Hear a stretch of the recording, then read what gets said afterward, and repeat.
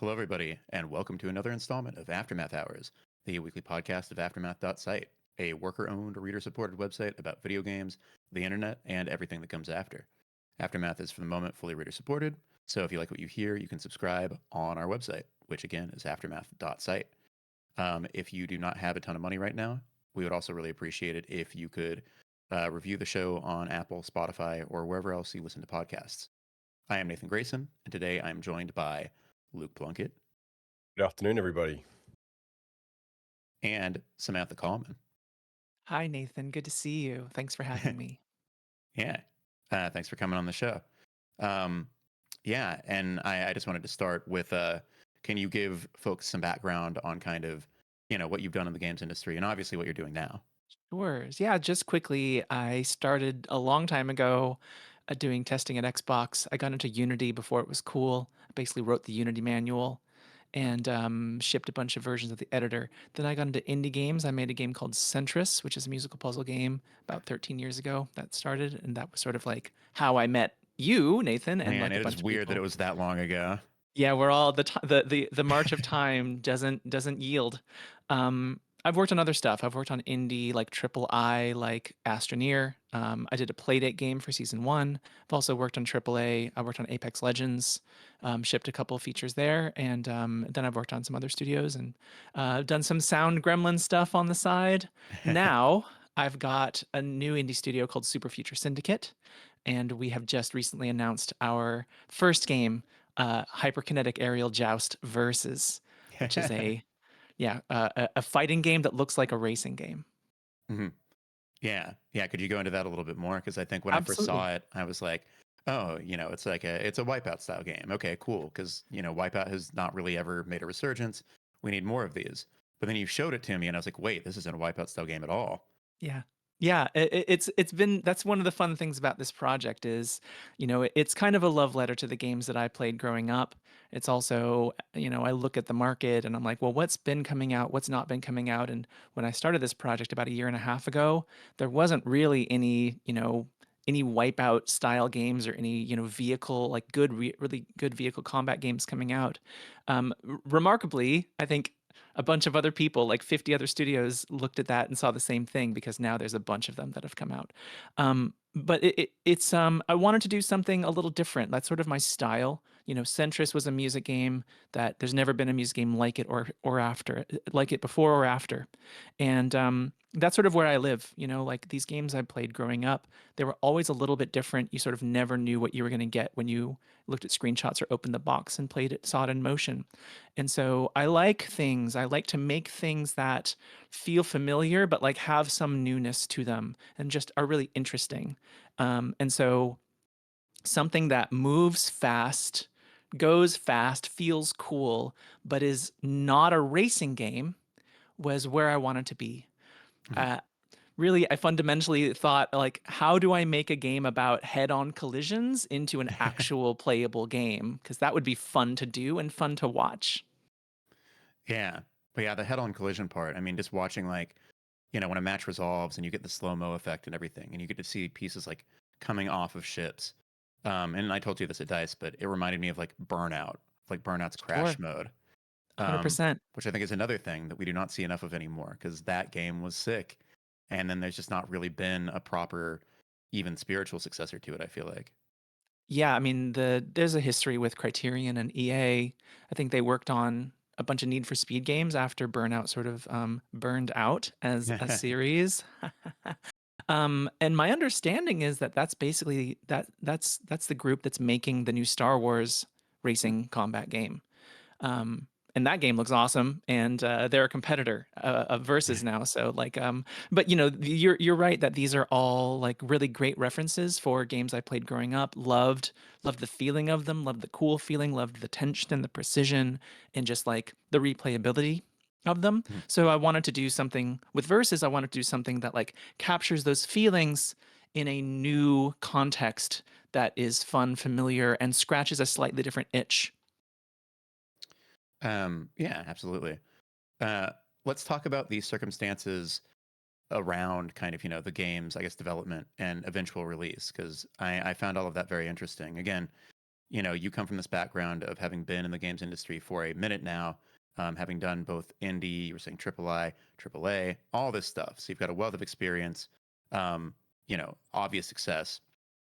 And so you're doing this game independently and funding it via Patreon.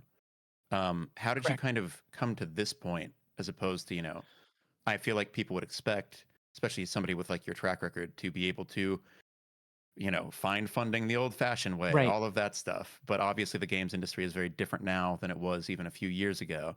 And so, yeah, can you walk us through how you ended up here? Yeah, I think it's not news to anyone that it's a challenging era of working in the game industry. Everyone's trying to figure out what to do, how to survive, how to succeed. And I think no one's figured it out. I think we've seen that evidence of that on multiple scales, large and small.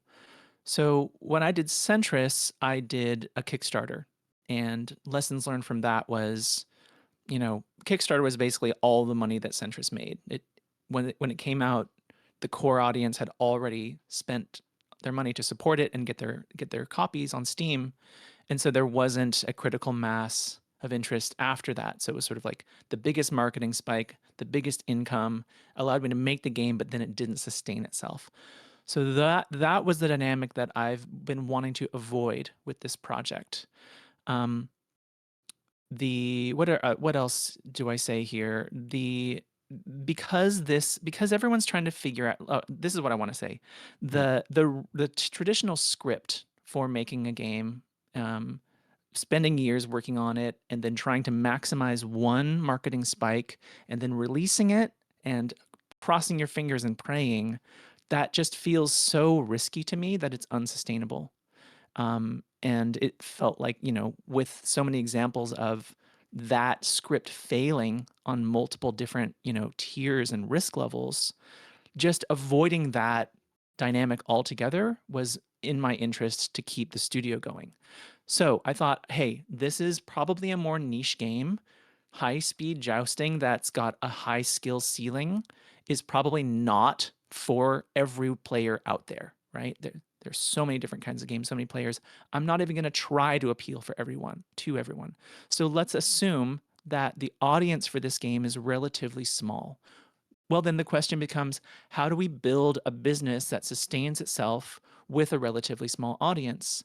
And how do we do that before it's too late? So, Patreon is the answer that we landed on. What this gives us is patrons can play the game now. It's $5 a month. We're doing our first playtest with patrons tomorrow, and patrons get to playtest with us.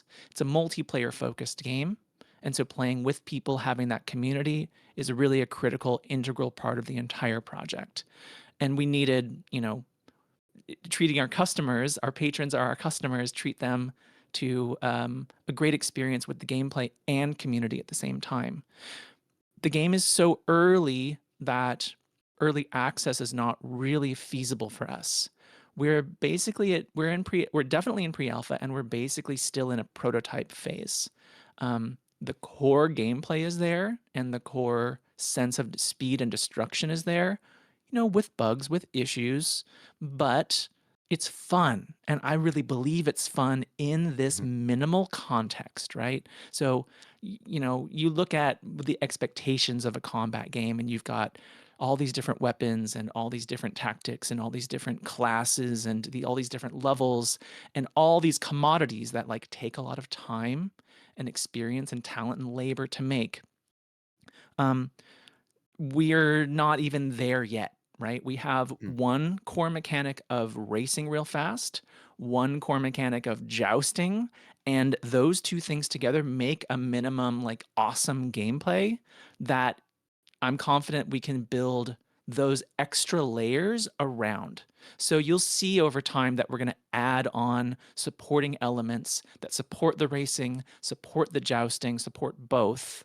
But the core like the game is not going to fundamentally change from this point. So the risk I decided to take was, let's start sharing this extremely stripped down version of this game that's fun enough now, see what sort of minimal audience or what size of audience that attracts, validate with them that it's a lot of fun, and then hopefully we can snowball the game, the community, the entire project over time, so that as the game gets better, the game gets more fun, the community grows, more people are playing it, more people are wanting to play with their friends.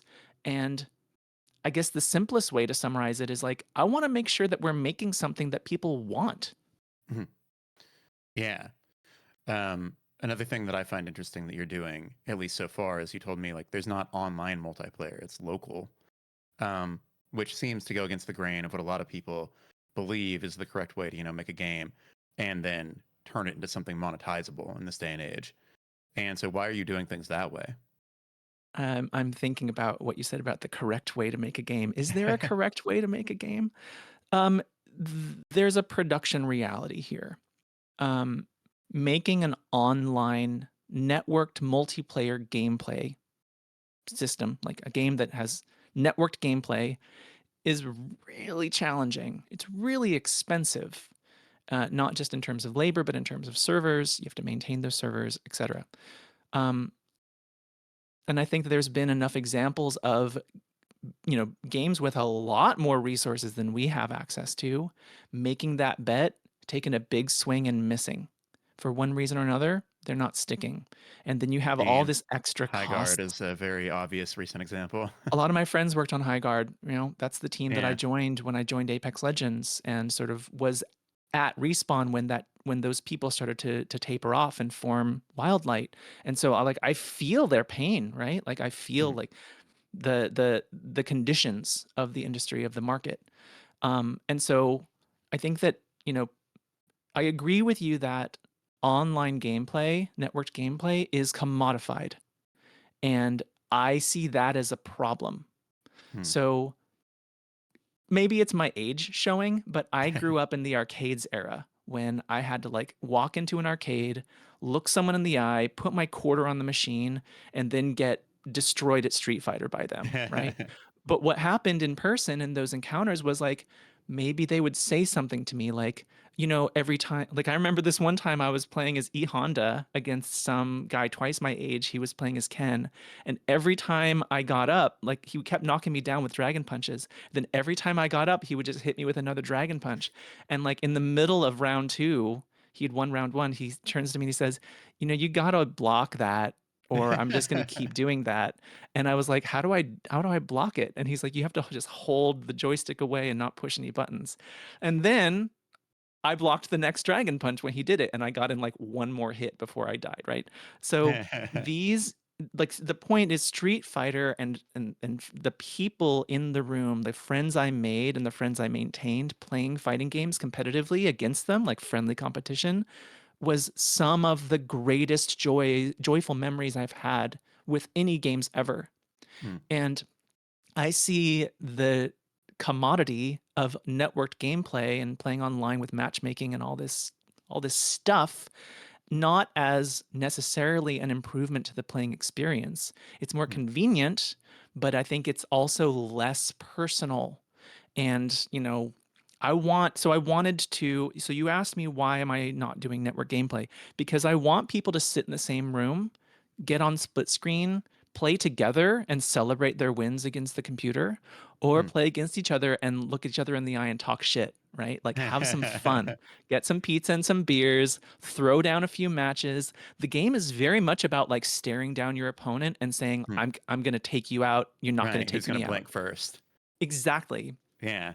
And but there's a caveat to all of this, which is that we're focused on releasing on Steam, and Steam has a feature that sort of enables local games to be played multiplayer. And Hmm. that's called Steam Remote Play. And not a lot of games use this, but if you imagine, it works sort of like the It Takes Two team, the It Takes Two game and team and Split Fiction, where you've Hmm. got, you know, if all of us were playing together, I might be hosting the game on Steam, so the game would actually be running on my computer, but through Steam Remote Play, we're all sharing the same view on our local machines of that split screen, Hmm. and all able to play that multiplayer split screen context without actually having to do the engineering in the game of networked gameplay, which Mhm. is sort of, it's the middle path, right? It's splitting the difference between, it's not isolated as like you must have people over, and it's not fully online as in you can log in anytime and play with randos, but it is something in the middle where it's like, I want you to play with people you know. And so you Mhm. need to know people on Steam. You certainly already do. Just right click them and invite them to play. And then you can have like an awesome 10 minutes, 20 minutes, 50 minutes, 3 hours, like whatever, right? Like get your friends together and like play on your terms in that way. Yeah. I mean, I think there's been a resurgence in people desiring that kind of interaction too. I mean, even just speaking from like not personal experience, but personal knowledge. In our Discord, there's like a marathon group, like people who get together and play Sure. that. And it seems like a lot of people are kind of playing that game in that particular way with like friends and people they know, almost harkening back to, the days of playing like Halo together or something of that nature.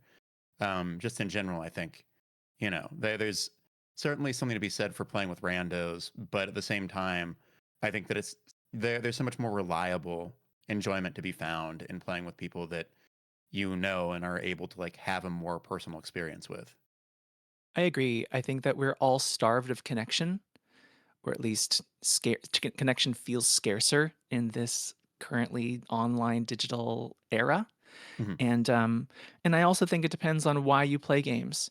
If you're playing games to, you know, um not cheat, but like troll and destroy and dominate another random person, then you're probably like really excited to just get in there and make some stranger's life miserable for an hour. But if you are like me and you play games because you want to have like a joyful experience with your friends and like feel more connected and bond more, then you need to do something. You're going to get a different kind of enjoyment from a different context. Hmm. I mean, is there even any way for people to troll in your game? I mean, it seems like, 1v1 enough that I can't imagine somebody finding a way to sort of ruin the experience. You're on a It's single track and you're kind of just coming at each other. um so it's 1v1 and 2v2, so it goes up to Okay, four okay. players. But it's always two teams, and there definitely are ways to bend the rules in the current game. um, Purely as a fact that I haven't designed or engineered features for reducing that sort of trolling. Hmm. So there's like rules of the game, and the game doesn't currently punish you for breaking those rules, but it's pre-alpha, so it will eventually. Hmm. When you say that it doesn't punish you for breaking rules, like what kind of rules? Have you seen people attempt to go outside the bounds or break the rules so far? The game takes place in sort of an enclosed. It looks like a racetrack, but Hmm. it's got an enclosed sort of dome, like a highly transparent dome.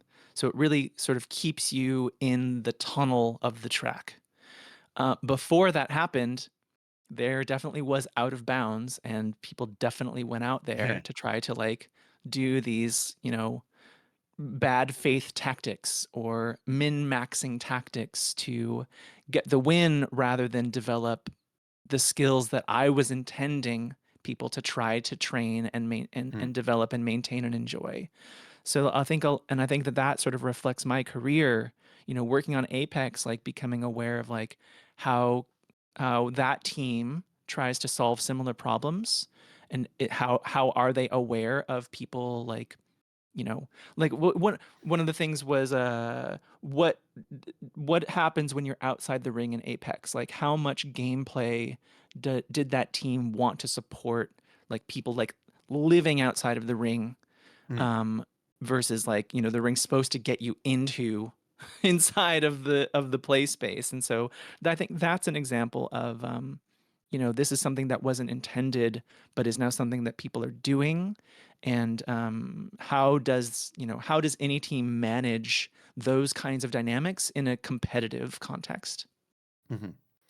Um, well, kind of like pulling back from, I guess, the specifics of the game, something that you and I talked about previously that I'm curious about kind of the current status of is before you launched the Patreon, you mentioned that for you, this is kind of a not last ditch effort, but kind of, your final salvo at remaining in video games as an industry, considering again the volatility of everything and just securing funding, the difficulties thereof, all of that in this day and age.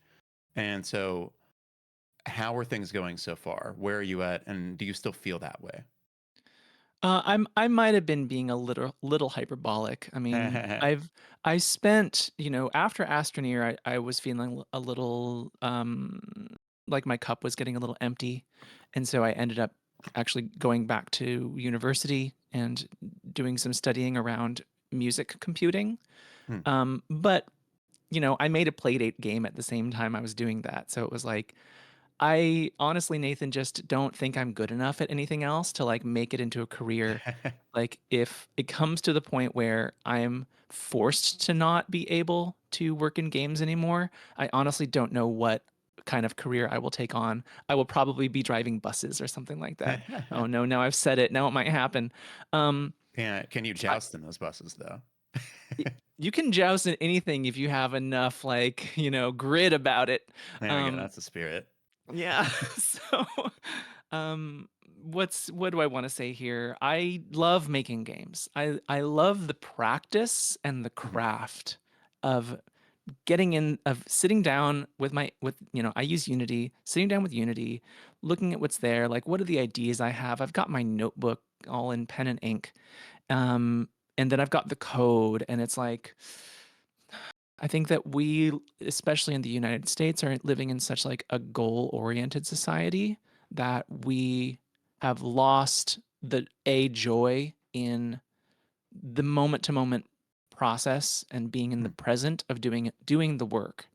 And I'm just very, very lucky, in fact, that making games, prototyping things, making designs, testing them, playing them with people, iterating, like those things in the moment just make me really happy, like even if I'm exhausted, right? Hmm. And I just don't know what I would do uh if I was not doing that for work or not doing that for income. I would be doing it in some way or another. I just don't know what that is. So this may be like, you know, the company is supported by some friends and family, Hmm. and so I feel like that is probably like a one-time pull of that trigger Right. You can't go to back to that well again. exactly like this is the my one and only chance to do this way with their support. Hmm. So that's got some hard boundaries on it, but I'm trying to make the best of it, and I'm trying not to let the anxiety of that potential outcome, potentially negative outcome, frees me up for doing this thing that I love and sharing this thing that I really like to play with other people that I think also want to play it. So yeah, I'll be doing stuff like this until I'm dead, basically. Yeah. I mean, you bring up, the kind of goal-oriented nature of our society and people losing sight of the joy of doing the work. And of course, you can't talk about that without bringing up the looming specter of AI, and Sure. how that's everywhere now.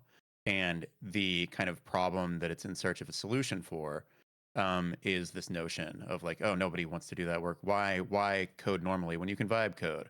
Why make a game when you can just ask the AI to spin it up for you? Right. Um, and so, yeah, I mean, it sounds like you are probably pretty opposed to that mindset. Um, I am empathetic toward that mindset.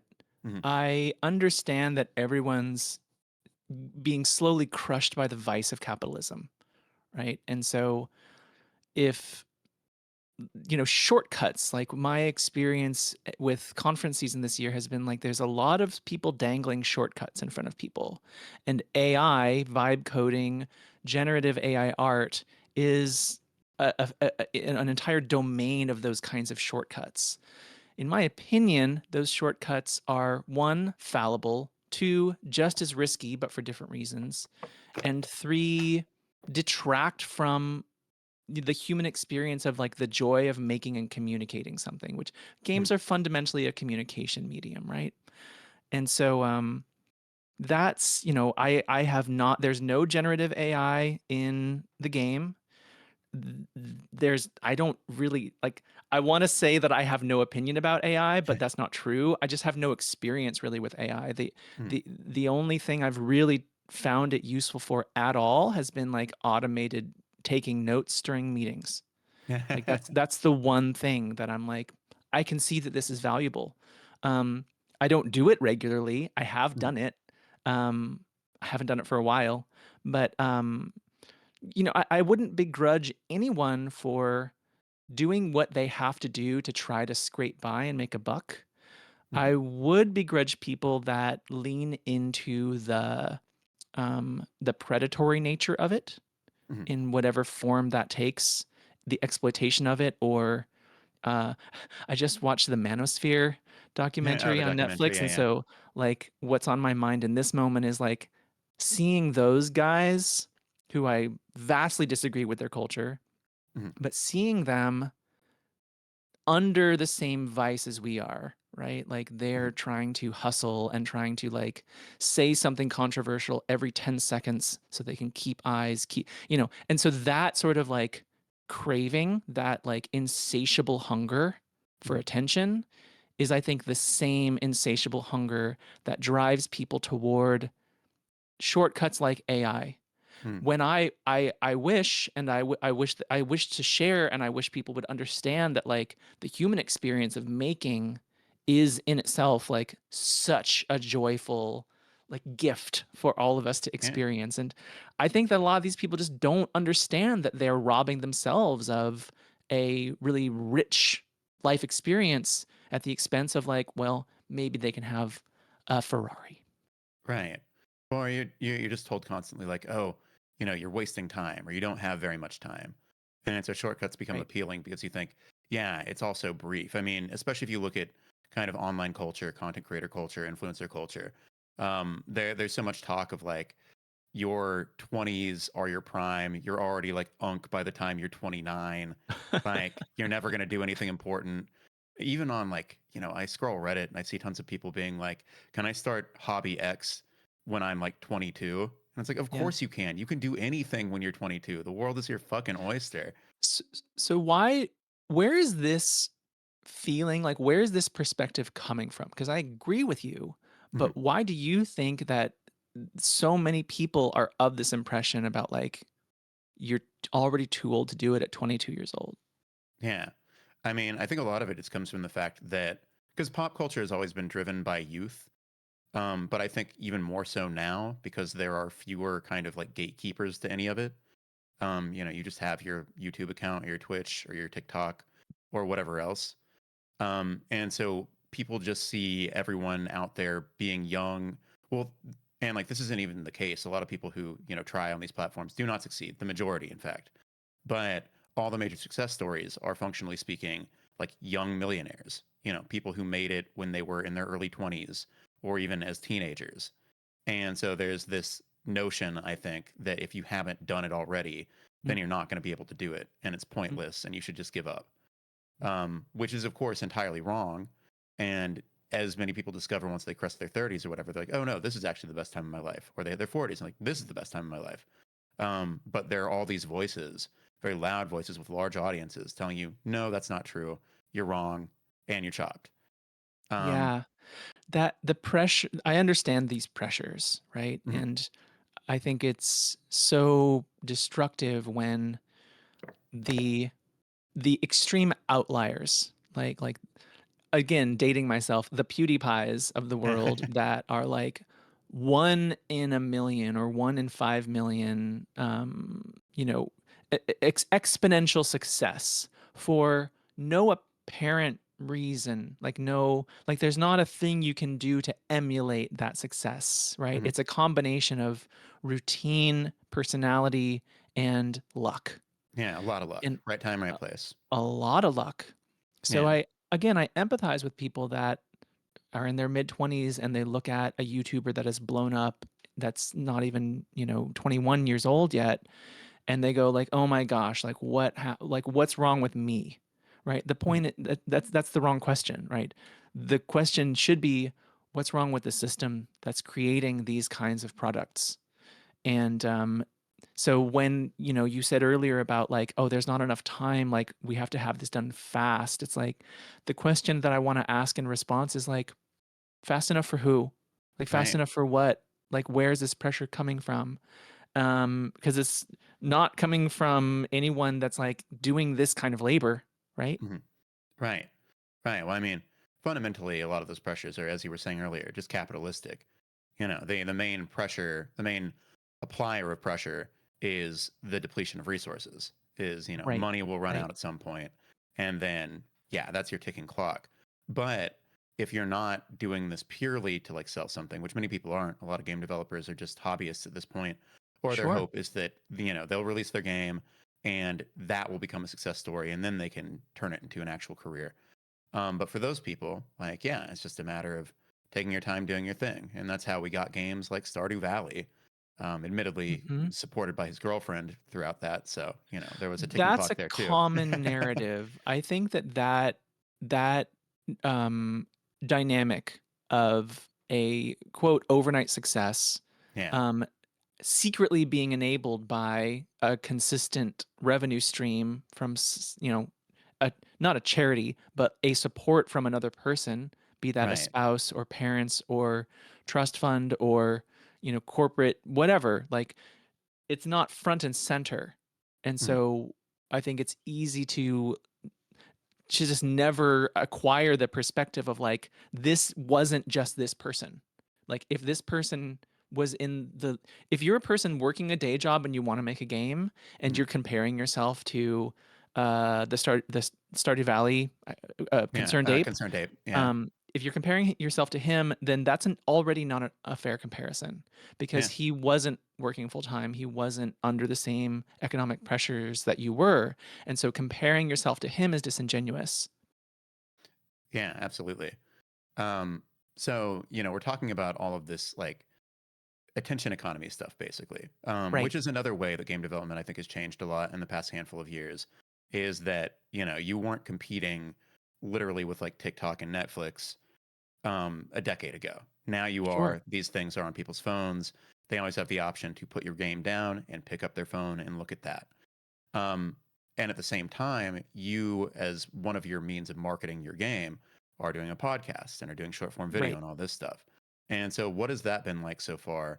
And how do you feel about the fact that, I guess, in this day and age, like that's just necessary? You have to play that game in addition to making your own. Yeah, it's a great question. I think the important thing is consistency. Hmm. That, I definitely felt pressure to have a product for patrons that, we have a second podcast that's just for patrons. So, Hmm. like, the podcast that is public is sort of like a devlog, right? Like, here's what's happening, like, for people that are interested, or they might learn about the game later, or they might already know about it and they are saying to themselves, I want to play this when this is done. I'm going to Hmm. wait, but here's a way to sort of follow along. um, I do think that that sort of archiving and that documentation is very valuable and Yeah. important, but also joyful to do. Yeah. Um, And I mean, there are a lot of the examples of this from previous eras, even like Double Fine's documentaries. People love those. No Absolutely. Clip obviously has turned this into an entire little mini industry. Yeah. So there's a history of it, albeit I think less in real time, more as kind of a kind of packaged thing that is Yeah. released after a game comes out. Yeah, well, I guess the at the center of the question, or at the center of my answer to the question is Mm. because we are doing something that is a little different, right? Mhm. If we were doing a wipeout, then we would be taking a different approach because we'd say like, here's your cool wipeout racing game. But Mhm. we're doing something that looks like wipeout and plays like something else. Mm. And so that this is a lesson I learned from Centris is that if you're going to innovate and you're going to have something that is slightly outside of the script of what people already are familiar with and already expect, it takes people, being exposed to the thing many, many, many times Mm. before it starts to click or before like that interest really starts to like speak to them. And so you know, we're doing we have like X time to make the game. in that time, we're going to show the progress along the way so that people that are interested can follow that behind the scenes, and that people that are potentially interested might see it a handful of times over a few months. And maybe Mm. like the 25th time they see one of our short form videos, they'll be like, you know what? I've been like, oh yeah, it's this game coming up. I haven't seen this Yeah. in a couple of weeks. What's going on? Oh yeah, they're having a play test next week. I actually want to play this. It's $5 here. I'm going to go. Or whatever, right? Mm. Maybe it's on Steam or maybe it's in early access. It doesn't matter. The repeated exposure to a new kind of genre, I think, is at the center of this approach that we're taking. Mhm. Yeah. Well, yeah, I mean, it's kind of marketing 101 too. It's just like never let people forget about your thing. It's just that in this That day and and age. always give them a chance to give you money as soon as they think about giving you money, which we're Yeah. not as Speaking of, good at as Amazon is. yeah, speaking of, you can subscribe to Aftermath at aftermath.site for $7 or $10, depending on your means and ability. There we go. There's your Yeah. interstitial. Yeah. Um, I love it. but um, but yeah, with that in mind, when you're making a podcast or multiple podcasts for a game and the development thereof, for a game that, as you were saying earlier, is not that far along, how do you turn that into something that isn't just an ad, that is interesting on its own Yeah. merits to listen to? We're figuring that out. Mhm. I'm working with Anthony Carboni, who is Yeah, it's excellent great. and Yeah, has this background of doing that very deeply promotional, sort of hosting, yeah, generally for properties that people yeah. I already mean, love. he used to work for Star Wars. Yeah, I mean, I watched Yeah. him like co-hosting the red carpet for Quantum Mania, right? Did I say carbet? Okay. Um, So we're figuring it out. Like my favorite podcasts, and I think most everyone's favorite podcasts are ones where like the listeners go like, these people seem cool. I want to hang out with them. Mm, And so, Anthony and I have been friends and colleagues for a long time. We've never worked together. We've only, for this project, we've been working together a couple of months. And so we are still figuring out that balance between promotion, self promotion, like, and just like being people, right? mm, And I think that we work well at it because he comes at things from the I know how to promote something for Disney angle, and I come at it from the I know how to like talk to people about making things as an artist and being a human. mm, And so we are figuring it out. Not all of our podcasts are I wouldn't say that all of our podcasts are like 100% great. I think that you see some of the rough edges mm, at times, but I want us to have that stuff out there anyway because I think it's good for people to see. And then, like even the old Giant Bomb podcast, like Arrow Pointing Down was the original name of that podcast. And there was a period where they were figuring it out too before like the knife versus bat era, all that stuff. And so I think that we are assaulted by this message of there's not enough time. It must be perfect. It must be now. mm, And giving ourselves room to breathe, giving ourselves an opportunity to take space and time to improve and maybe not even improve necessarily, but just like focus in and mm, find that magic, not just in the podcast, but in the game and in conversations like this, where I'm like, pinging my friends in the media, like, I have this game. Can we talk about it? Like, getting better at all of that stuff over time is um, a rare generosity in the United States, especially in this moment. mm, Um, but I think that because it is so scarce, it is exactly what we need. And it's exactly why I'm talking about, these things in the way that I am. mm. Because the industry is people.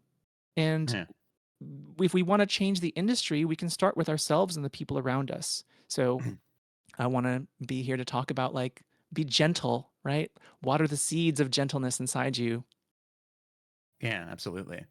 Well, you were talking about, you know, the rare opportunity to be able to do something like this in America and things like that. You were also mentioning kind of conference season earlier. Uh, how was your GDC? GDC was very spiky for me. I Mhm. had really, really good times. I had really, really rough moments. Yeah. Um, What else do I say? I mean, this conference season in general with DICE and GDC, I was really hoping to have some forward-moving conversations with funding partners, publishers about the game. Hmm. Unfortunately, some meetings happened, but none of those partnerships have not materialized, and it looks like they Right. probably won't. So my primary business goal of GDC and of DICE did not succeed. Hmm. My On a personal level, love seeing friends and I love hearing about what my friends are doing and sort of, you know, um, if not commiserating, then at least sharing about like how it's going, how we're all surviving. Is Yeah. anyone thriving? And I to me it was what was usually my GDC is much more like, yeah, I have some good times and like nothing's ever really bad and like yeah, I can just kind of hang out and vibe and just like enjoy being social. And this year was different in that it was much more like there was either nothing or something awesome was happening or something horrible was happening, right? And kind of nothing in between. So I think that my experience was pretty, I don't know how unique that experience was. Mhm. I know I've seen on Blue Sky lots of people talking about how it was the best time ever and detractors were like bumming them out. But then I've Mhm. also seen like, award winners talking about here's some good stuff that happened, but here's like some rough stuff that happened. Um, and so it's just, I think it's more chaos than it's ever been. And inconsistent, maybe, is a better word than chaos. Yeah. But yeah, because this week, I don't know if you read it, but I ran a piece yesterday about kind of, people navigating GDC while also dealing with the fact that, I mean, A, it's in America, and America is an extremely fraught Right, place right now. A lot of the right. international community tries to make the trek out to GDC, but that has become less and less of an appealing prospect over time. And especially this year, given, everything involving the border, ICE, all of that. It's Um, very scary. yeah. I understand why they're staying away. Yeah. And then also just the larger, I guess, looming elements of the video game industry in general. Like you were saying, really hard to secure funding, to find publishing partners, all of that. And then just talking about the major companies, Microsoft, Nvidia, Valve, how difficult it is to sell games on their platforms, or, in the case of something like Nvidia, how they are all at once providing tech for games, but then also cannibalizing that via data centers and AI and everything else. And it just seems like, yeah, GDC was this weird flashpoint for it. Because on one hand, as you said, like there were a lot of creative people interacting and enjoying each other's presence and catching up and having these great times, but then there was this kind of black cloud over all of it, or multiple black clouds. It was like, what's going to happen, what's going to be the future for both this industry and for the country that this Yeah. conference is set in. I wish I had the answers, Nathan. I really don't know. I mean, Oh yeah, those I are think that, rhetorical. well, I think that these anxieties that you describe, we're all Mhm. feeling them. Yeah. And no one has the answers. And the people that have the ability to push the needle in one way or the other are pushing it have pushed it to the point that we are at now. So is that working? I don't know. Is it gonna work? I don't know. Um, I think that video games have always been a field that people worked in for passion first and Hmm. security or luxury second, for the most part. And I don't imagine that if here's actually here's the way I'll put it. I think the people that love doing the thing, Mhm. like I was talking about earlier, what would happen if I run out of money, right? The people that love doing the thing are gonna do the thing no matter what. And that it may be harder because of these tools and these dynamics and you know the economic aspects. Um, it may be easier in the future, right? It has been easier in the past. It's been harder in the past. Remember that like the game industry crashed after the Atari, like because of the Atari, didn't come back until Nintendo. Mhm. And so there was a few years where basically like the entire video games industry basically was making no money at all. And so there's always things that have maybe not a cyclical nature to them, but an oscillating nature to them, right? Hmm. Things get better, things get worse, things get better, things get worse. And the thing that hurts is that right now we've oscillated into a place where things are pretty bad, like pretty bad for a lot of people. Hmm. But that's going to create a karmic response, and inevitably things will swing back in a positive direction in some way. I firmly believe that. I can't tell you when it's going to happen. I can't tell you what it's going to look like. But I can encourage you, like if you're a maker, then you need to make Hmm. despite the environment, despite the circumstances. And if you are a person that's trying to take advantage of the situation, well, at some point you're going to run out of suckers to like extract money from, right? Because one of the things that's happening is like I my opinion, I don't have any data to back this up, but my opinion is that like there's so many games and so many games that people want to play, and people are have been losing their jobs, not just in the industry, not in, just in games, but in many industries, right? The Hmm. economy at large is funneling up. And so people like the many people that want to play these games literally cannot afford to play them. Hmm. And so at some point, if people don't have an economic support to be able to like buy entertainment, then the industry of entertainment will fluctuate. It will burp. And what happens after that, I have no idea. Right. What does it become at that point? Because odds are what it is now is it does not appear sustainable. The path that it's going down strikes me as something that will eventually hit a wall. And as you're saying, I think that that wall probably emerges at least in part from the fact that nobody can afford anything, Yeah, and then there's no money coming back into the industry, right. which seems to be the reason why some of the bigger companies are just kind of essentially selling themselves for parts, or I mean, look at There's been like a lot of EA, Saudi acquisitions and Arabia, mergers. Yeah. yeah, things like that, because they can see the writing on the wall. Uh, but what emerges from that? My hope would be something that is more sustainable. That is, smaller companies, developers doing their own thing, finding ways to stay afloat despite harsh economic headwinds or whatever. But we'll see, because how would one do that? It's Well, not I think Steam, it's it's in not itch.io, probably. probably not.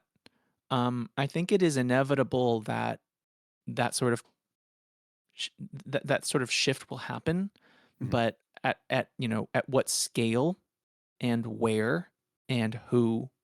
Hmm. Um, if video game industry is a popularity industry of like people wanting to make games because it's cool to make games, um, we may lose that. But remember that the industry's also gone through many rebirths, Hmm. right? Like we went from computers to consoles. We went from cartridges to CD-ROMs. We went from um, we went online, from Hmm. offline to online. Yeah. We went from non-mobile to mobile. You know, Hmm. like all of these tent poles altered the industry, not forever, like Yeah. changed everything. And this moment of AI and generative AI and tooling is also doing that. It Hmm. just comes with, if you think that nobody lost their jobs as a result of shifting from cartridges to CD-ROMs, you're Hmm. wrong. How many people? Probably not as many as are being affected now. So the Yeah. scale of this moment is severe. And I Right. agree with you that it is not sustainable. Um, and you know what to say, like uh do if you have free time, or if you have a creative urge, find a way to scratch that itch, because we should be here to like dance and play and flail about. Like that's why we're here. We're not here to like work ourselves to the grave. So finding your own personal peace and your own community, and your own answers, I think is the best thing any of us can do individually. At a macro scale, I have no idea what's going to happen to the business or the economy, or even, everything's so volatile and violent right now. Mhm. It's concerning. Um, you find, I'm this game is definitely my way of pushing back and trying to present a more optimistic world. I'm not really talking about that, about like Hey. what's this, the story in the game and stuff like that, but it's there, and I think you can see it and feel it in the game and the energy Mhm. that we have. And so it is also in many ways my rebellion against this moment. It's my way of saying, this is what's important, and I will not move. I will not budge on that. On that. Yeah. Yeah. I mean, I think that's a great way to, kind of approach things and express yourself. I think it's all you can do, as you're saying, is just make something, because, Yeah. that is within your control. Everything else is gonna Right. happen regardless. We can't control the outcomes of any of Yeah. this, but we can control how we spend our time and attention.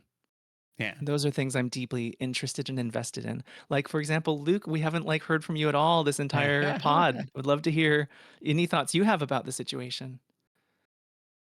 Oh, you're muted, I think. Yeah, I think you muted yourself at some point.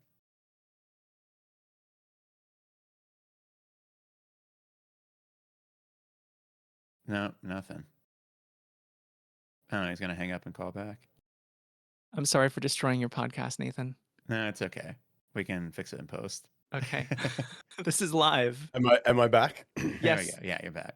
So my Audacity shut down because I didn't say anything, and I think that just triggered a cascading series of audio failures. Huh, that's bad. Well, I'll we can do a fix pause that for too yeah. in We'll fix post. this. I'll do a quick pause, and then I'll go back to answering the question. Yeah. So I didn't butt in because you guys were obviously having such a good chat. I'm slightly more optimistic on broader future things, because when you talk about things like the the industry crashing in the wake of Atari, it was an industry crashing. Mhm. It wasn't video games crashing. There were other types of video games in other parts of the world that were still prospering and finding their way, and developing video games that turned into classic series we play today, that were coming from companies that we still love today. When we talk about industry now, we sort of feel like the video game industry is on the brink of collapse, because we see negative factors impacting everywhere we look in the types of games we play and the types of companies that make those games. But again, there's not really a video game industry. There's separate video game industries where Yes. their circles on the Venn diagram sometimes don't overlap at all, or only very briefly overlap in terms of tools or whatever. And Right. so, You have like Steam, and then Roblox, yep, and live service yep, games, and single player games, and indie games, yep. and yeah, they're But also all in terms of funding, so you have the remnants of the AAA industry that have their own financial means, increasingly from Saudi Arabia.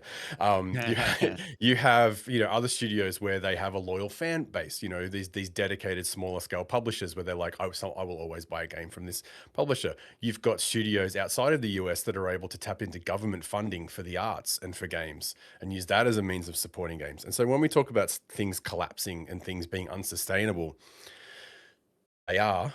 There's a lot of bad shit already happening, and there's probably more to come. But the only thing I'm slightly more optimistic about is, as those things, just like we saw in the sort of early to mid 80s, as those things happen, the areas that are less affected or are more nimble are able to adapt to the new circumstances and the new environment.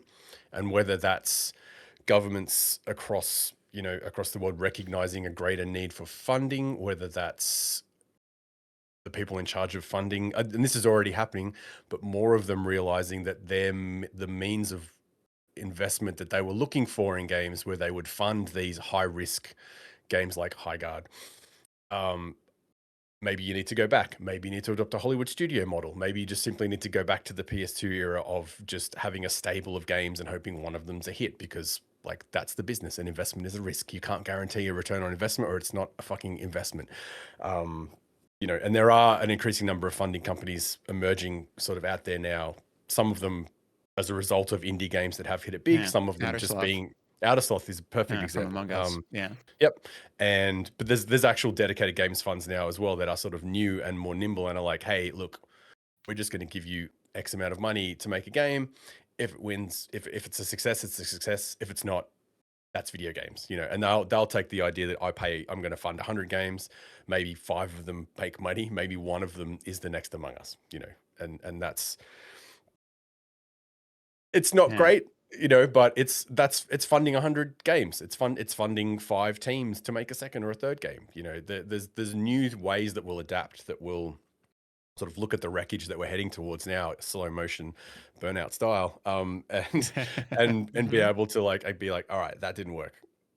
What is going to work for the platforms and the economic realities and the development timescales and costs of the sort of 2020s going forwards? Is that going to mean a dwindling number of AAA games to the point where we're only going to see Call of Duty and Grand Theft Auto and EAFC? Like maybe. Yeah, probably. But is that also going to mean an increase in, you know, are we going to work shit out to get more cooler sort of games underneath that scale funded? Maybe, I don't know. I'm not a business guy. I'm not in charge of that kind of money, but I'm a history guy who knows that these cycles don't just fall off a cliff and end. Things come Mhm. out of endings and they're different, and we don't know what they look like, because that's the other thing about history. We can't see it coming. No one watching the crash of Atari could have seen the Super Nintendo 10 years later. Do you know what I mean? It's that, Mhm. you know, or seen the Nintendo 64 or the PlayStation being a disc-based Yeah. console I in love this. in such a relatively short time frame, and we won't be able to see that either. But it'll be there. So that's, you know, it's 100%. not the most optimistic take, but like I also feel like it's going to happen. There's going to be some good and constructive stuff coming out of the last 3 or 4 years and the next few years going forwards. Mm. Luke, I feel like you're saying what I was trying to say, but much more intelligently and eloquently. Like, yeah, I mean, I'm not trying to be doom and gloom about the future, right? When I talk about things changing, I don't mean to imply that it's a bad thing. I think change is actually always a good thing. It's always constant. And you're absolutely right, like right on the nose about like we couldn't, Atari couldn't have predicted the Super Nintendo or the CD-ROM in 10 years. We have no idea what the next 5 years holds. Mhm. Um, I agree with another thing you said around like something about this is unsustainable. A lot about this is unsustainable. Like to me, I think about the costs. Like the costs of making games, I think has in recent history just been too high. And so I agree that costs need to come down. But what does that look like? I don't think it looks like AI and assisted or enabled game development. I Mhm. don't think in fact, I'm pretty sure that there's research that shows the opposite of the statement that AI would make game development cheaper. I think it's Mhm. actually making game development more expensive, and the benefits are not entirely clear. I mean, look at this like DLSS 5 meme thing that's been happening. Like they show this the official Nvidia thing of the Resident Evil screenshot was like, this is like this doesn't look better. It just looks different. It looks Mm. more like AI slop. It looks Right. more like, and it's even worse if you look at it in motion, right? Like when you see those videos of what they've done, Yeah, it's it uncanny. it's Mm. uncanny Well, 100%, and it's not clear that it's an improvement. Yeah. what's most uncanny, and I didn't get around to writing a post about this, but this is probably the best time to talk about it. Is as uncanny as those comparisons were yesterday or the day before, whenever it was, earlier this week. One of the comparisons they showed was from EAFC, which means they were showing a real person. They were showing Liverpool and Netherlands defender Virgil van Dijk, and so they showed his player model as it exists, which is it's not a great likeness of him to start with, and then they showed the DLSS 5 Virgil van Dijk, and it's not him. It's just gone the other Yeah. direction from realism, and so it's like the most perfect example of Yeah. how dog shit this technology is, and how many liberties it's taking, that it had a real Mhm. person to build from and went Yeah, and it made further, somebody else. and it made somebody else. Yeah. And This is a little everybody, far like afield, though. hundreds of millions of people know what this guy looks like. Yeah. And I This think is a that's it's the little just far problem. afield, but like, did you see D8 or like, did you see the Val Kilmer movie that they're yes. going to release? Yep. Yeah. And like, if you look at him when he was actually old before he died, he looked totally different than this like digital replica, stand-in, whatever, But like that's we all supposed just to be replacing and him in this we film. saw that guy. He was in Top Gun. Like millions of people saw that movie, and we saw what Yeah. he looked like just before his Mhm. death. You can't just bring this AI thing and be like, we rebuilt him in AI, because it's like you Right. didn't. We saw this guy. This looks nothing like this guy. This is a ghoul. This is a monstrosity of a thing. Yeah, but we got an AI rant, and I forgot the original. So the question that I was posing is like, okay, if costs need to come down, like if Mm. games are too Oh, expensive to yeah, make, yep. then Yeah. what do we do? I am noticing an increasing. So I wrote about this last year, or the year before. I tried, because people have this conversation a lot. It's we want games with worse Yeah. graphics that cost less money. Blah blah blah. The Mhm. mantra. I tried to put a date on it, and I put 2017 on it, because I'd been playing these PC shooters that had come out in the mid 2010s, and then comparing them to shooters and other AAA games that had come out recently, and the difference between them was negligible. They didn't have small teams. They weren't small budgets. But those Wolfenstein games, those Call of Duty games that are coming up on being 10 years old now, I think were as good as a video game needs to be. In If a terms game of like has an appearance, or in in terms of terms like of photorealistic in graphics. terms of balancing those things, in Mm. terms of finding a compromise between not photorealism, because it's fucking Wolfenstein, but like Right. of fidelity, Mm. and Yeah. of resources spent on it, but the flexibility in development you're able to have because it's not so expensive, versus the enjoyment I was getting out of it as a player. I felt like that was, none of us are going to say we need to go back to 8-bit graphics. That would be cool for a week, but we would get frustrated with it after a while. 2017-ish, mid 2010s seemed to be a sweet spot of you can scale things back to a point where it still looks really fucking good. Mm. Driving games, shooters, all these sort of triple sports games, all those AAA sort of obsessed Mhm. things that are now driving towards the edge of the cliff don't need to be, because you got to a sort of really nice point there where, anyone with, we're saying this now, it's you know why the business guys in charge aren't saying this, but you can go back to there. The problem there is this industry, like any other industry, trapped inside the belly of the machine, can't go backwards. They can never go backwards. Yeah, They it's a must always constant go arms forwards. Yep. race. The line must always go up. The Mm. car must always go I forwards, think you're even if saying they two can. different things right now because I agree with you that things must always go forward, but you're suggesting that forward is always like improvement increasing, and that's No, no, not no, true. no. It's always I'm going to be saying hills and forwards. valleys. I'm saying forwards. They're forwards being their idea that we need to put more money into this. There needs to Yeah. be more resources Right. Right. There allocated needs to to be this. Right. more fidelity, Yep. bigger Agreed. games. That Agreed. Because to go back yeah, to 2017 means turning that car around and going back, and that line will go down a bit, and there yeah. will not be Well, that also, progress. yeah, even just Well, looking at the way that people actually play games and what they get out of them. There's that stat that like only 5% of people finish a lot of games. mhm. And like a lot of what goes into games now is increasing scale and scope, making these gigantic worlds. And then people don't really interact with them. That feels Mm. wasteful. Similarly, like a lot of the things that people do play now, if we're looking at like Roblox, are these little mini experiences that people spend only a tiny chunk of time with. Like there are all these ways that games can fit into people's lives that don't require this massive expenditure of Mm. resources and of human capital. And I think that big companies obviously should take a look at that. But I think another question that I have is okay, there are developers on Steam who are making games of that nature that are smaller, that are, in terms of appearance, a little bit more humble, that bring back styles of the 8-bit, 16-bit, 32-bit eras. But their problem is they're still not making enough money to support even like a tiny team of a few people, Mhm. because the economics just don't work out. There's the whole thing Steam did at GDC where they talked about the number of people making $100,000 or more per year on Steam. Sounds great, but if you're a team of 5 people, $100,000 in a year is not very much at all. That's not a real If you salary. live in Seattle, $100,000 is basically what it costs to live here. Yeah, And as so you're one not person. saving, you're not, you know, you're getting by, right? You're Yeah. not putting away for retirement. You're Mm. not, your personal line is not going up. Your numbers are Mm. not going up. That is like, and that's for 1 year, like Mm. a game that takes 3 years to make. Those numbers don't add up at all.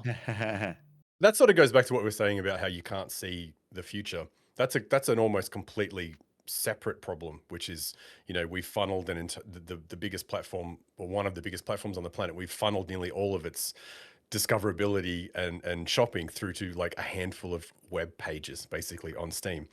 The discoverability on Steam, the centralization on Steam is a massive problem. It needs to be fixed. There needs to be some way of diversifying the way that we play games beyond just defaulting to Steam. I can't see how that gets fixed, but you can bet there are people trying to work on that, or that is something that will emerge going forwards, because that in itself is unsustainable. Everybody trying to release on the same shop front that takes a 30% cut of everything you do before any other taxes or expenses or fees or anything else is also unsustainable. It's yet another unsustainable thing. And so everywhere we look, there are different unsustainable things unrelated to each other, but they're all brick walls that we're all running into. So like, again, yeah, it's just another problem that it's getting worse now. But by getting worse now, hopefully that's inspiring or leading to the circumstances where improvements can be made. That, I don't know, a problem I always have because in Australia is, like, when it comes to other media, Australian media there's ways for that to be focused on a local market. There's ways for TV shows and movies and documentaries to be shown specifically to me by Australian networks, because that's where I live and these are my people.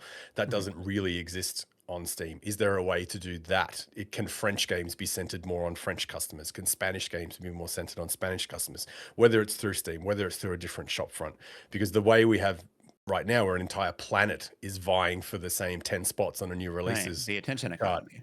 Yeah, it doesn't work. It's unsustainable for us, but it's also unsustainable. Like, it can't be good for Steam either. Like, surely they are even looking at it being like, man, these games that appear in these limited spots sell. How can we make it so that more games because that means more money in their pockets every time. Exactly. Yeah. It's yeah. Yeah. Well, it's also just, again, I think that you got to the heart of it, which is that everyone on Earth is vying for the same limited attention of the people who they are theoretically trying to market to or sell to. And just, I don't think anyone benefits from that, because in terms of what you're actually making, it's a race to the bottom. You've got to make the most palatable thing to the broadest set of sensibilities. And then also, it's just, there is a limit to the extent to which you can get attention on any of these different platforms. There are limited audiences within those, and as you're saying, limited spaces.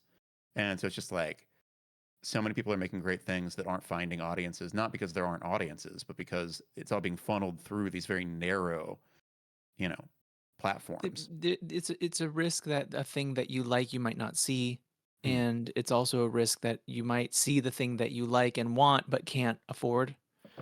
And then there's a third risk, which is that, like, you might see the thing and want the thing and buy the thing and then not have time to play the thing.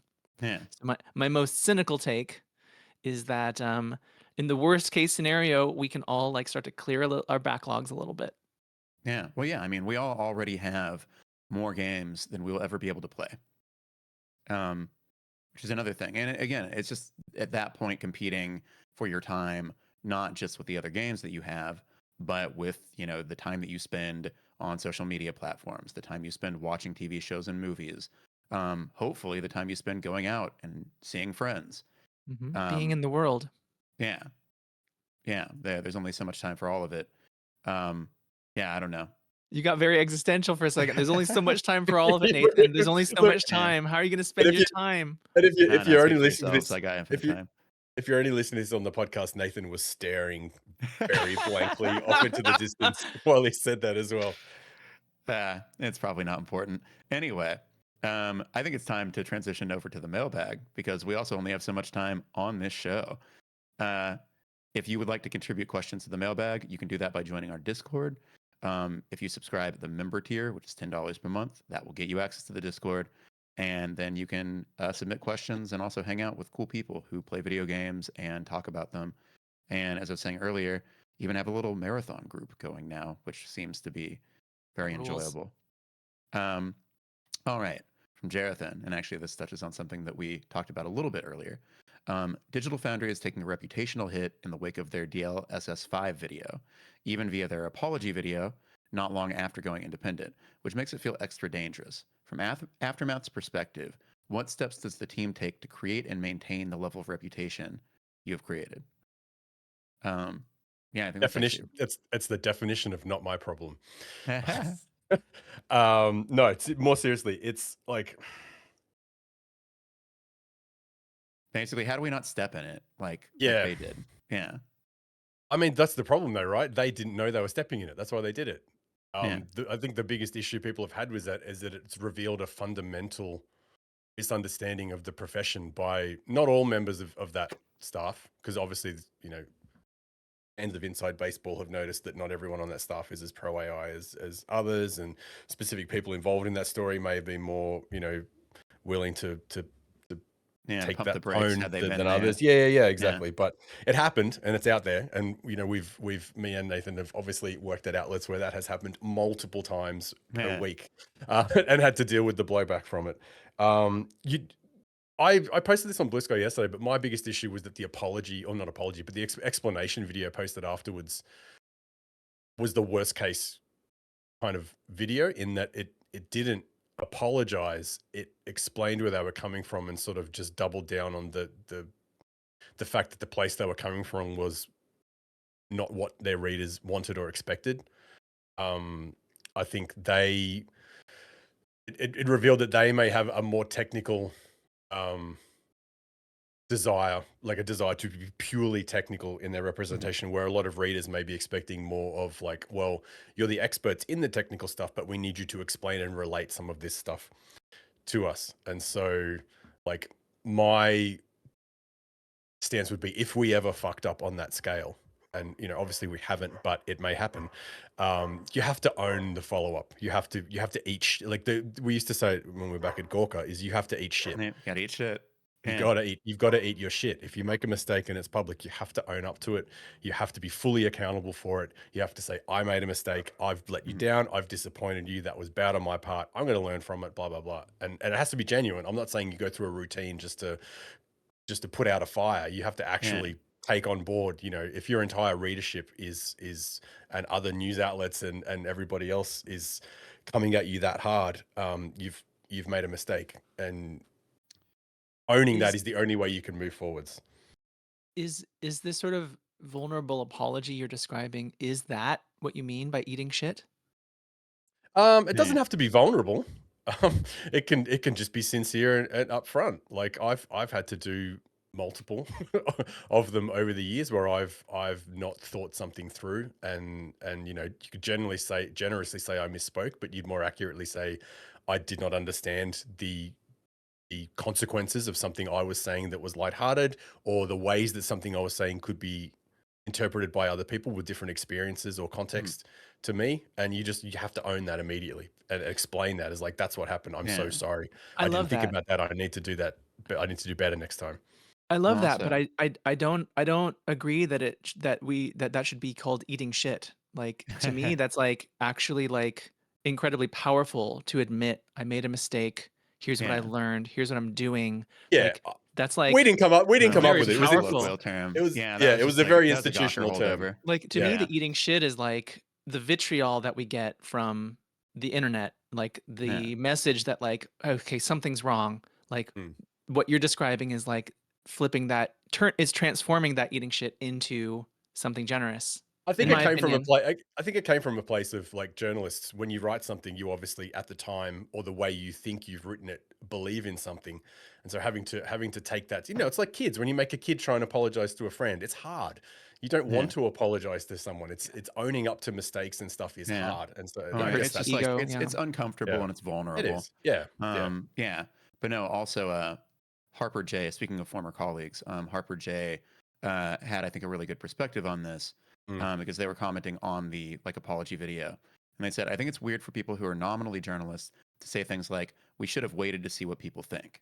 The issue isn't that you lost the coin flip of public opinion. The issue is that you gave into astonishment. The problem is that the key jingling got you at all. And so, yeah, the suggestion / implication of we should have waited, and then we would have seen the prevailing thoughts on the tech and acted accordingly, is cowardly, and like, you know, calls into question their ability to cover the field, because Well, again, it calls as into experts, question. It calls into question their reason for being. If we want to be Right. spoon-fed marketing copy, Yeah, great, anyone can do that. Nvidia can do that for us.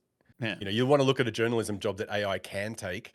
It's providing frame rate breakdowns on fucking game trailers. You know, I is mean, I think that Digital Foundry is very good at what they do. no, no, but that's what I'm saying. Yeah. You want that. You want the human side of that. You Yeah. want the interpretation of Well, those yeah, you want the results. context. Exactly. Yeah. And if Yeah. all you're going to do is regurgitate Nvidia's marketing copy and tone and intent, you're not providing that purpose to people. Which I guess this isn't news to anybody, but that's the core of why people were so upset about this. Yeah. Is And the maybe getting disconnect back, between what they wanted and what they got. yeah, and maybe getting back to the heart of the question about, how we sort of maintain the reputation we've cultivated so far. I think it's approaching everything with a lens of warranted skepticism, not being like, oh man, everything sucks, but being like, okay, who's making this? Why are they making it? Why are they positioning it this way? And like, to what extent can we trust and believe them versus being like, well, there are questions about X, Y, and Z.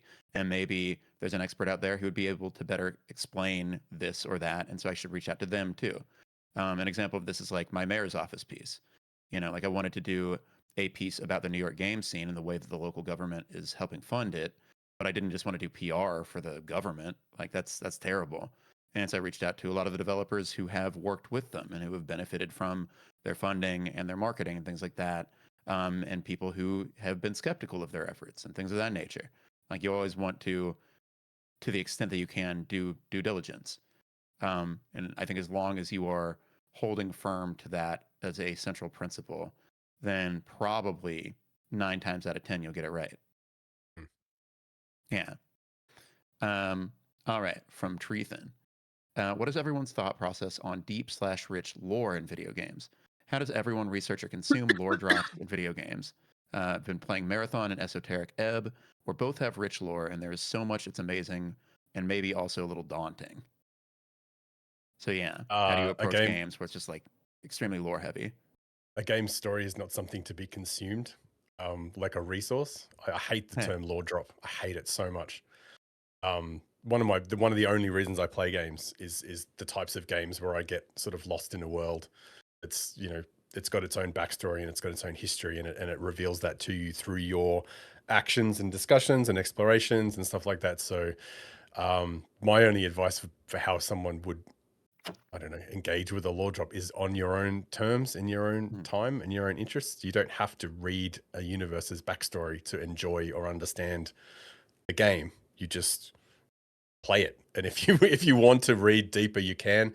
If you need to look something up, you can. Otherwise, like, you can just experience the world on your own terms. If you do, I it might be a personal preference thing, but I think that's a much healthier way of engaging with a fictional universe than treating it like homework or something that needs to be sort of finished. I Yeah. think if Well, it's something that's really exciting to you, like if it's a lore that gets its hooks in you and you just want to know more, I think that's just wonderful and joyful. But if it's more coming out of a place of like obligation, yeah. like I need Yeah. to learn all this stuff to be able to play and enjoy the game, or similarly, like I see my friends deep into this lore and I want to participate in that, but it feels like a chore. Just share zone. You can just walk out. Yeah, exactly. I mean, that does make me curious because Samantha, earlier you were alluding a little bit to the fact that obviously your game is going to have a story and a narrative backing and all this stuff. And so, on a lore front, from that perspective, how would you want players to engage with the lore that will be in your game? That's a great question. I mean, we're so early, right? We've Mhm. done some initial writing, we've done some research. We have not yet figured out how we're telling the story in the game, where that Mhm. shows up. Is it on loading screens? Is there a story mode? Is it, in cutscenes, which we definitely at this point cannot afford to do? Or is it sort of like, is it a Dark Souls style where it's sort of between the lines and you have to go hunting for it yourself? Hmm. Or is it even something different where, and I think Marathon's doing this as well, where they've got like story and lore in the game, but they also have like these pretty vibey lore pieces that are like tone setting pieces that are like outside of the game on YouTube. And Hmm. so like are we doing something that's outside of the game itself? How much is the story in the game as part of the play experience? There's limited opportunities we have to like tell a story like Metal Gear Solid style background of an enemy when you're flying at 300 kilometers an hour down a racetrack. But Yeah, you just have somebody shout it really fast. exactly. It's in the whiz by. It's like, I know your mother. That kind of thing. Yeah, exactly. And so we don't know. It's a really hard problem. It's one that I think about, if and when we have resources to do that well, how Mhm. are we like making the plan now to execute on that? But it might also be like we have lore that we don't really share, and Mhm. that those deeper intentions sort of bubble out in different ways. We've done that a little bit in the game already. So like if you really look around at the game, you sort of get lore information that is just Mhm. not front and center. It's just it's there. It's sort of like integrated into the world in that way. Hmm. My advice to anybody who wants to experience lore is be me, be in high school, buy the Halo books, have the free time to read them, and think, huh, these are better than I was expecting. The Fall of first three are Reach. pretty good. Now, yeah, Fall of Reach is amazing. So good that when Halo Reach came out, I was like, oh, wait, I thought they're going to do that story. It's Yeah, a totally same, different one. And I was disappointed. same, big Um, same. yeah. But no, the other way to do this is to just watch Brian David Gilbert's video on reading every Halo book in the span of like a year. Uh, Uh, it I want to is have a deep cut. phenomenal. Sorry, I want to have a deep cut competition with you because I remember in like second or third grade, I got the Mega Man 2 novelization. I And did not in even know that that, there he was one turns of into a those. real boy. Oh, he Pinocchios it? Pinocchio is at like the beginning of the book. Yeah. Huh. And how does that go for Wow. him? He fights Cutman and he fights Rockman and Gutsman, That's a real boy? and then yep, Not as a robot? he defeats Dr. Wily, exactly. Huh. But how? How is does he maintain his He power? buys a Like, gun.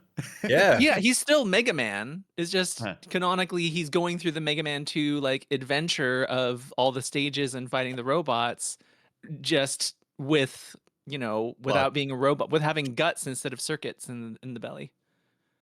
And does that like come up? Is it an issue for him?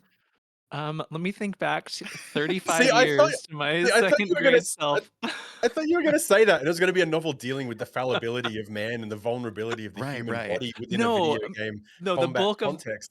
But it's like, no, he's still the same guy, just got blood. Doesn't he's really still the change same guy, but anything. now he can have conversations with the Dr. Light, and he uses like a pistol instead of his arm cannon, and he Yeah. still gets like he finds like, oh, I can like suddenly pick up boulders because Gutsman, or like all this stuff like suddenly I think the bubble lead was like a big deal. In fact, I think the book he went through the stages in the book in the Mhm. recommended order of playing them in the game. So like I think like yeah, Bubble Man was like early, and then like there was a part where he was like under. This is so wild. I'm plumbing these depths of memory. There was a part where he's like falls into like this big vast water system or ocean or something, and he's gonna suffocate. But then he pops the bubble lead, and then he's got the bubble dome around him, and then he's protected from like suffocating because he's got air inside the bubble. It's Wait, that kind of nonsense. is this a novelization? Is this a strategy guide masquerading as No, no, novelization? Like, is it that how it you got? was Like, are you transported to being the human player of Mega Man 2, and then each stage taking you through each stage of the game is like a strategy guide, and that's how you get through the was game? not But that at it's all. not It in. was it was like Ah, that's Yeah. disappointing. And so by see the if I can end, find it. does he have to become a robot again, or is he always a real boy forever? He's always a real boy forever in Uh, that parallel dimension of Mega Man, but he has, I think I'm remembering some glimmers around like wanting to kill Dr. Wily and then choosing to not kill him and whoa. just like capture him instead and bring him back for like Man. law. Man. Media Mega for Man kids show used to trial. be so much better. Wow. I'm just gonna search this right now. um, all right, let's see. Worlds Uh, of Power, MMKB.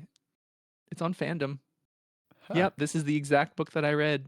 Seth Godin's World of Power series. Wild. That's so funny. man. Um, all right. From Metroid, I don't know how we're going to top that. But anyway, speaking of Marathon, Ever since I Love Bees, Bungie has a long history of creating solid ARGs. Have any of you participated in or followed an ARG as it was coming out? I did I Love Bees, but I just from the sidelines. I didn't go receive any phone calls or anything. Hmm. Um, I've never done one for a game really, but I listen to a lot of bands that love, complicated lore that spans multiple albums. And so when they're rolling out an album, they tend to like to do some sort of at least mini ARG. The Deer Hunter, if you've heard of them, DEAR, not EER, has a new album coming out this Friday, and they've been doing an ARG for the past month. It has this cool like video game ship interface, and there's a bunch of little like consoles you can interact with, and they've been updating it over time to include new bonuses and new little hints and story snippets and things like that. It's been really cool. Like it's a really unique way to promote an album, and fans seem to be loving it. So I've engaged with that a little bit. Uh, but I've never gotten like super deep into an ARG. I've never been part of the group of people that's like, solving all the puzzles and like, as you're saying, getting phone calls and, uh, you know, any of that. Does anyone remember the game The Majestic? No. That was not an ARG, but it was kind of the next best thing. It Mhm. was a game that you would get phone calls, Mhm. like you'd play it on various websites. You'd play it through AOL Instant Messenger. Sometimes people would call you. They would like leave messages on your phone. So it was like that reality blurring thing. One Damn. of the best things Electronic Arts ever did. Heh. Damn. If Hmm. only they still did cool stuff If and only. not, again, being bought by Saudi Arabia. Um, You're right. You're not wrong. yeah. All right. Let's see. From Lexi. If I remember correctly, Samantha worked on Apex Legends. That is correct, and was involved with the character development on Catalyst. Is that accurate? That's true. Cool. That's Um, my girl. all right. Let's see. This is a pretty open-ended question. Can you share what the process was like, or any behind-the-scenes stories? That is an open-ended Oh my question. gosh. I actually want to do a GDC talk about this, Hmm. because I think she's such a cool character. I'm so proud of her. It was such an incredible group effort to make her and Hmm. like to do her justice, right? Um, I don't know what I'm allowed to say because that's still, EA and Respawn sort of owned. Um, Here's what I will say. I here's my ego moment. I got the ball rolling for her. So I Hmm. pitched her fantasy as being a like a techno witch, cyber witch, and sort of that solved problems that the previous fantasy for that character's kit was kind of going through at the time. Um, and then sort of opened up, I think, a brand new challenge for that team in terms of they'd had Bloodhound from the beginning, who's non-binary, but the kinds of community reaction, like doing right by a trans woman character, is a little different than doing right by a non-binary character. Um, and what else am I comfortable saying here? There was one moment where a lot of people had never approached this kind of thing before with their legends or with their characters, and I think there was people people there was an anxiety rooted in wanting to do it right and not having seen some various backlashes from other characters in other games, wanting to avoid those kinds of negative responses. And so there was great care from the entire team, the entire studio, even in various ways to set her up for the best possible success. It's the kind of thing where if there's 100 things to do to make this character and ship this character, you could do 99 of them right, and one of them misses the mark, and Hmm. then the community will eat that character alive. It will not be accepted. She would not be accepted. So literally every single thing had to go right, down from these broad strokes of like her appearance, her background, her narrative, all the way down to very persnickety details around how much do we tell the story of her transition. And I can't take any credit really for the success of how the team pulled that off, because it was a ton of people, and Most of them were not transgender and had never had that lived experience, but they had empathy, they had understanding, they had curiosity, and they had a willingness to like learn. And we definitely had, you know, experts in the field. I remember sitting in a really informative discussion around a well researched presentation about the history of representation of transgender characters in media, like in all media.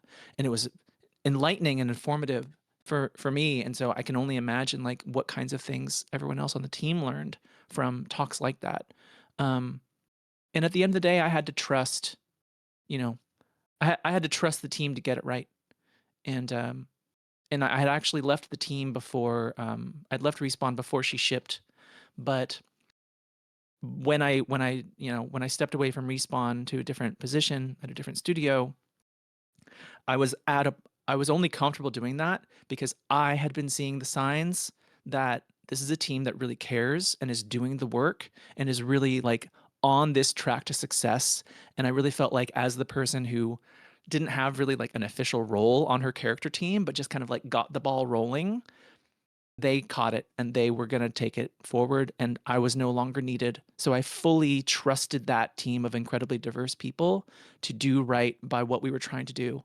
And I'm really, really incredibly proud of everything about that character. I think she's groundbreaking. I think people don't talk about how awesome she is nearly enough. And like, you know, within the next year, like when she had like a 70% pick rate at ALGS, I was like, that's my girl. Love it. Tressa. Hell yeah, that's awesome. Yeah. Um, all right. Let's see. From Mish, happy almost spring. What are all of y'all's favorite springtime activities? I I mean, mean, it's, going outside again finally after the long New York winter that is still not over. We had false spring last week while I was out of town for GDC, so I didn't get to experience it. But it is back down to the 30s and 20s here now, and the forecast seems to suggest that it will be that way for at least another week. So yeah, I'm looking forward to going outside and being comfortable and feeling the wind and the sun and all of that whenever it finally happens. I've got to think back to spring because being in Australia, we're entering what you would call fall, so it's not Mm. nice. It's just starting to get cold here. Spring. I work a part-time job at an indie incubator space here in Canberra, and it's in an old part of town that has very large tree-lined streets, like forms a whole canopy over the street. Everything's in the shade. It's all very green, lots of birds singing and stuff like that in spring. And in winter all the leaves come off and it doesn't look great and it's freezing cold where I live. And in summer it's boiling hot. In springtime, I can go for walks every lunch break through these big tree-lined streets. Yeah, just I don't take headphones or anything. There's just like birds singing, a gentle breeze. I can go for an hour walk, and I don't have to take two jackets, and I don't burn in the sun either. It's like a little 2 to 3 month period of time where I can just have a comfortable walk outside. That's probably the best thing about it.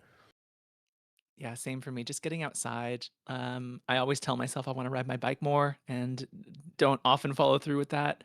A couple of years ago, I got myself a one wheel, and so I'll sometimes zoom around on the one wheel. And I think I'm overdue for getting out on the one wheel this spring.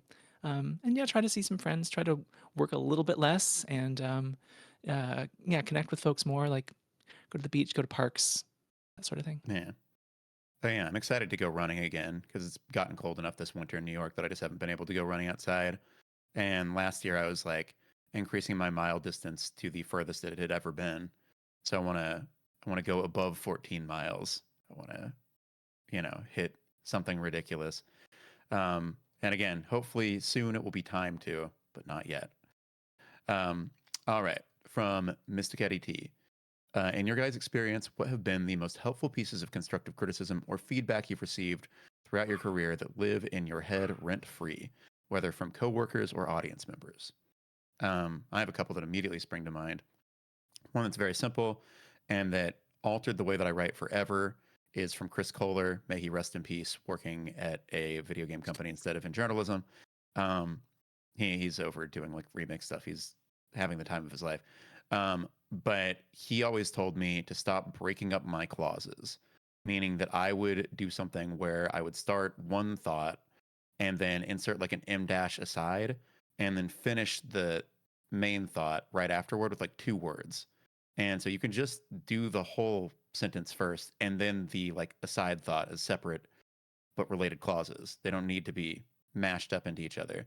And I used to do this all the time. And Chris would highlight it in the document, be like, don't break up your clauses.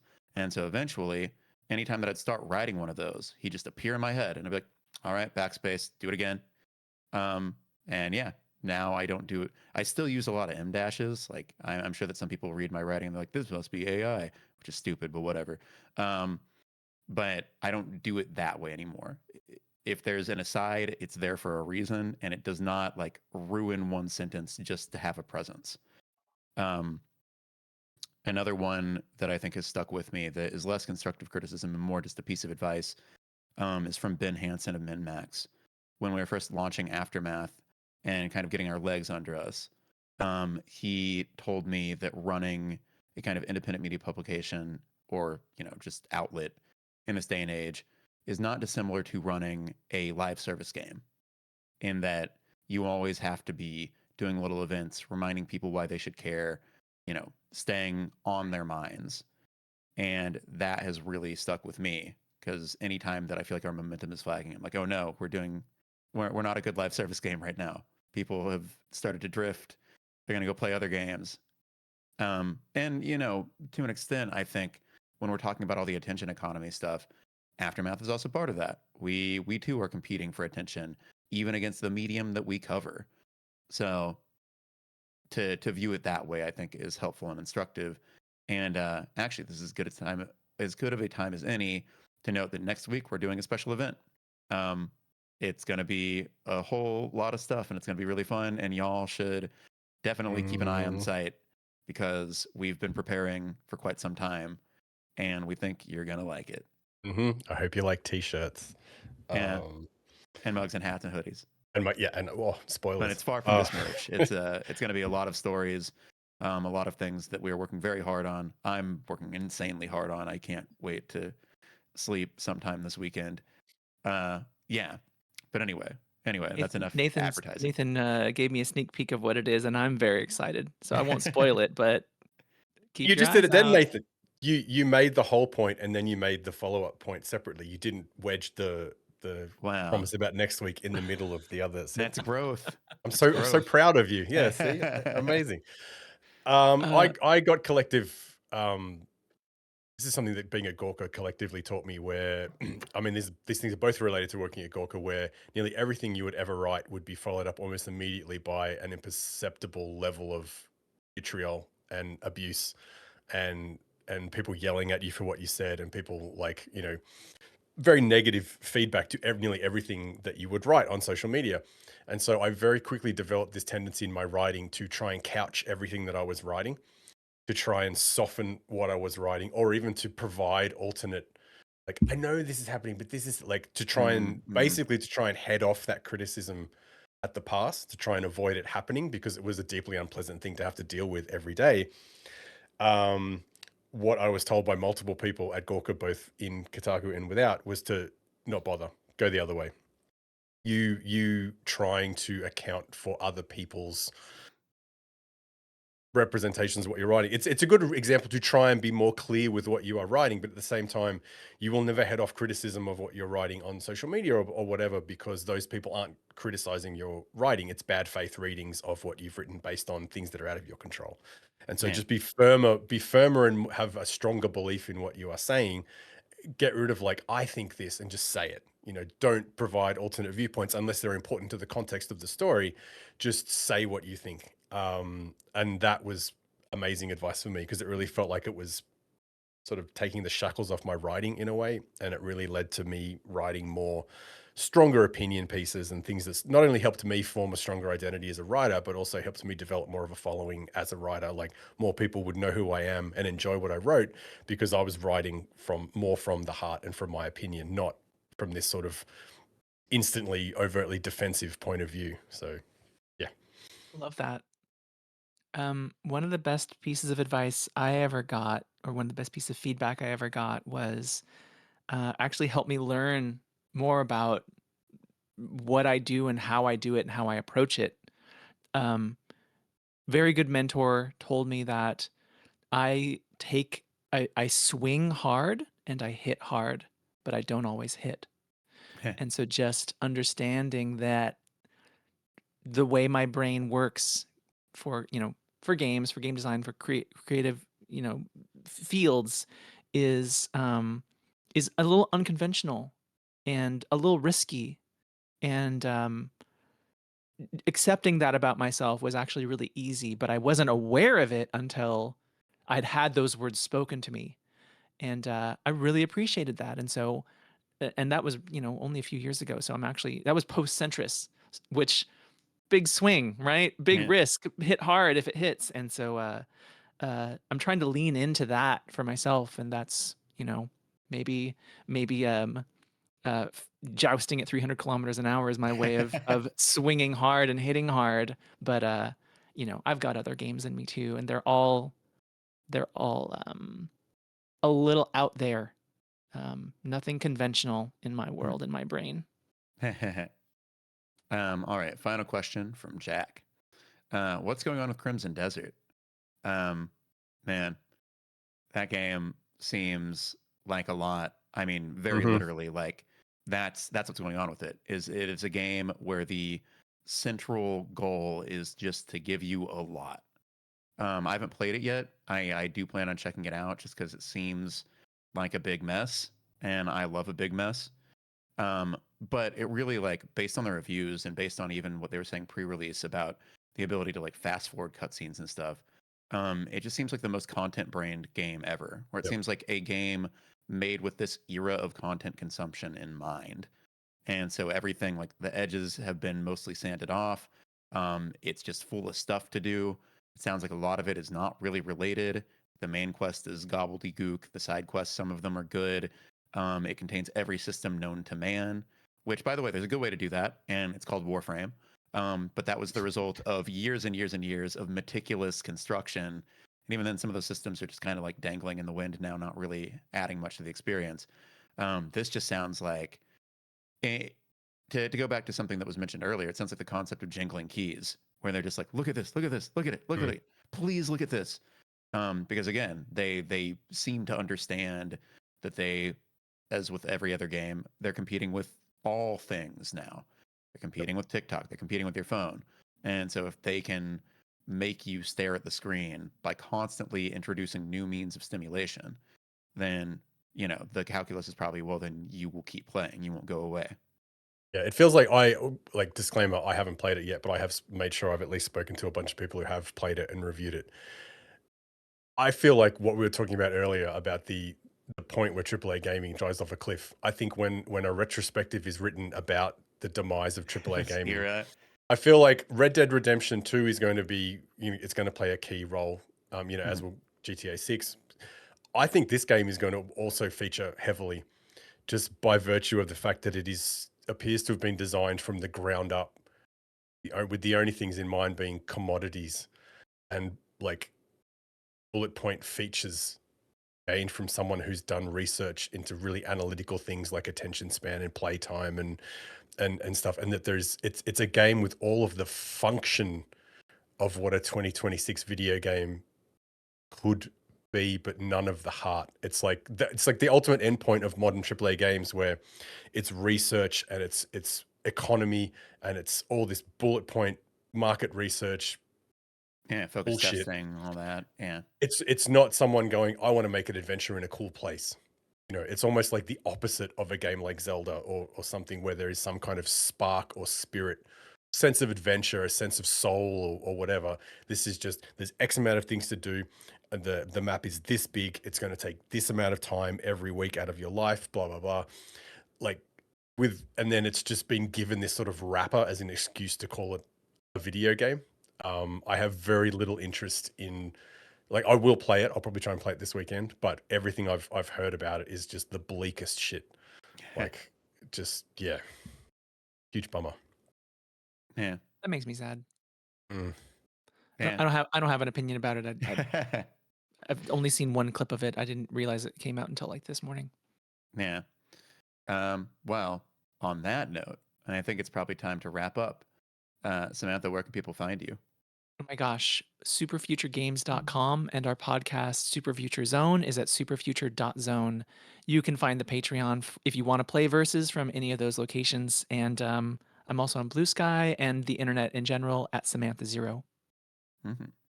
Yeah. Well, this has been Aftermath Hours, the weekly podcast of aftermath.site. If you liked what you heard, you can subscribe over at the URL I just provided you with. And otherwise, thank you to everybody who tuned in. We do this every Thursday at 4 p.m. Eastern Time live on Twitch. And we will do it again next week and forever until the end of time. But until then, have a good one. Thanks for having me. Bye, everyone. And Bye.